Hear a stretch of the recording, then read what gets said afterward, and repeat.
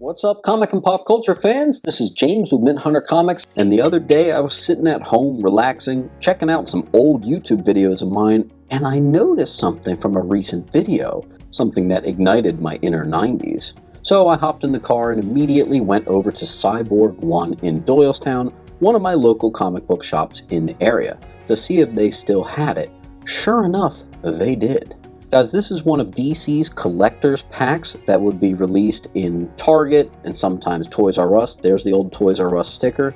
But I picked this up because I happen to know that at least the last one I opened had the 5th print rare DC Universe variant of Man of Steel 18, which is a book with a $500 potential. I know this exact pack in particular because I had this one as a kid. I'd done a video on this channel before in which I unboxed one just like, and it had interesting contents. Had a couple regular UPC logos, and it had a couple of the DC Universe UPC variants. Something that is highly sought after for its rarity, and for a few books, if it happens to match up with a key, it can really jump that key into some new heights.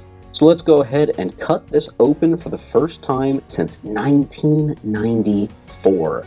I'm being extra careful not to bruise any of my edges. As you know, this thing's been untouched since 94. I'm not trying to do any new damages to it. Now these are all made up of cardboard. It does have a thing on the back where it talks about the contents. It mentions Man of Steel 18, 19, Justice League of America, etc., etc. Basically, a lot of keys that tie into the first appearance of Doomsday and surrounding the Doomsday story. There it is, guys. The book's unread, untouched this whole time. Now, as you know, the first book on top is going to have some damage. It sits in that window. It's going to have some grooves and indents that the other books below don't have. I've covered this on my channel before. Same thing with polybags. You got to watch out for those grooves. Fun fact, CGC grades those grooves outlandishly harshly, so be careful and get a good presser that you trust. You can see it in the light there. Still, I'm going to go ahead and put this in with the back flap almost as if it's going to the front. This is how I put it together when I send off to get something graded or pressed. I don't use any tape anywhere. And I use Golden Age bags. Here is the big one.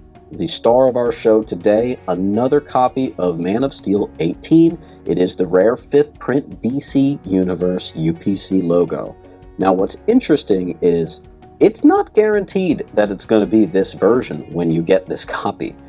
All of these packages were a little bit different. Sometimes you'd get a 2nd print, 3rd print, 4th print. Sometimes if you're lucky, they would have this 5th print. This is now 2 for 2 on this channel of getting the rare DC Universe variant out of this very rare Toys R Us pack. Notice how I'm putting it into a golden bag. Why do you use golden, James? I am kind of tired of the modern days. I think the comic sits too tightly in there. I like it to be a little bit wider. I want to make sure that if, God forbid, the books do fall, that it doesn't bust up my corners, right? I like to have a little wiggle room. Another key here, Man of Steel number 19, DC Universe variant in untouched, unparalleled quality. And if you look at the old video, it was not a DC Universe UPC logo variant. So I got lucky this time. In fact, this submission overall had more DC Universe variants than the other. This submission had a 2nd print of this one, where the first time I had the 3rd print. Like I said, it was a mixed bag. You did not know what you were going to get when you got it. What's interesting about DC Comics from the 90s is later printings are often more valuable. Look at this Justice League of America 69. It DC Universe logo. The last time it was a 3rd print. Very cool. Keeping it going here, DC Universe logo, 4th print of Superman 74. First time I unboxed this, it was, I believe, a 3rd or 2nd print. Yeah, there it is, 3rd print, first time around. That first one, the first one I unboxed was really cool, but this one, frankly, had some of the more rarer printings and rarer variants. So overall, amazing that I was able to pick this up. Let's go ahead and put the other ones together.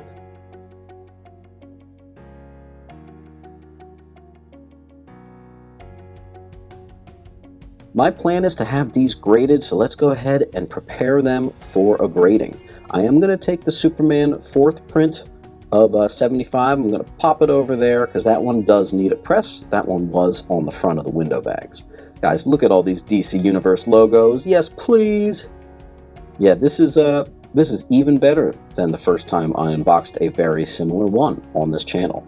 Got even more lucky this time with all these DC Universe logos. I'll take it. Now, I'm going a completely different route here, guys. I decided, you know what? I'm going to give CBCS a shot. This is really the first time I'm doing this, and frankly, the last video I did, I still have a big, well, almost full short box full of untouched Toys R Us and other store books just like these, some with the DC Universe variant.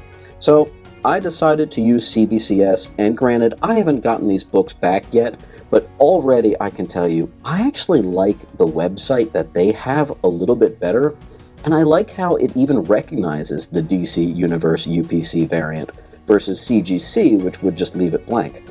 Plus, guys, you can pre-screen any amount. Like, I could just submit one book, and I could pre-screen for a 9.8 or a 9.6. I don't have to send in 25 books in order to get a pre-screen. There's no minimum. I could do whatever I want. I could have one be a 9.4 pre-screen. I could have the other one be a 9.8. The flexibility they really give you here is really spectacular.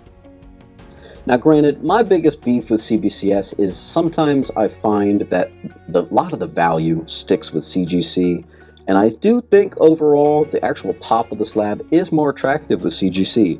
However, I've owned a few CBS slabs of the more recent slabs, and there's something that honestly, guys, I know it's going to sound crazy, it feels more sturdy. It looks crisper in the actual casing. There's no Newton rings. Every one I've ever seen was put in perfectly, not misaligned or anything like that. The quality overall seems to be a little tighter, especially right now, where my last like 10 submissions from CGC have all had something. Whatever it is, something's wrong. So, guys, I got a little carried away, and I decided, you know what? Screw it. I'm sending every single one of these UPC variants that I have, all from these packs, untouched. I'm going to put them in a short box. There's over 100 books here, guys. I'm going to pop it in this big box, which ironically is the 25 book box that CGC will give you. And I'm going to squeeze everything in here. I've done it before. I can do it again. And we're going to get this out to CBCS. I also sent another batch of 25 to CGC, just to see which one's going to come back to me first. All in all, I found that I was extremely lucky. I've literally opened this exact set before, and it was pretty darn good. This time, almost every single thing within was the DC Universe UPC variant. I'm also really looking forward to sending out to CBCS. I'm looking for a new trusting partner in getting things slabbed. I don't always get things slabbed, but for things like this that hit so deeply in the childhood, that's a strong yes for me. So, I'm greatly looking forward to it. I'll let you know when these books come back. And as always, guys, keep on hunting.